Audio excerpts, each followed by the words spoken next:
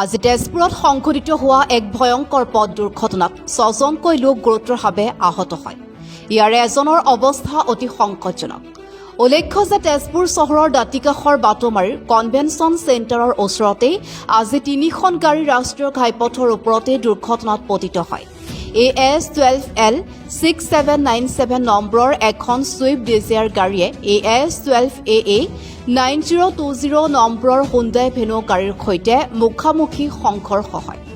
দুয়োখন গাড়ী ৰাষ্ট্ৰীয় ঘাইপথৰ ওপৰত মুখামুখি সংঘৰ্ষ হোৱাত গৈ থকা আন এখন CH01A 57752 নম্বৰৰ এল্টো গাড়ীটো খুন্দা মাৰে।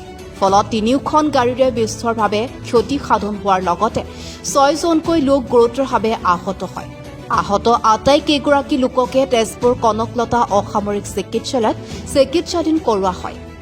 ইয়াৰে দুৰ্গেশ্বৰ শৰ্মা নামৰ ব্যক্তিগৰাকীৰ অৱস্থা অতি সংকটজনক বুলি জানিব পৰা গৈছে।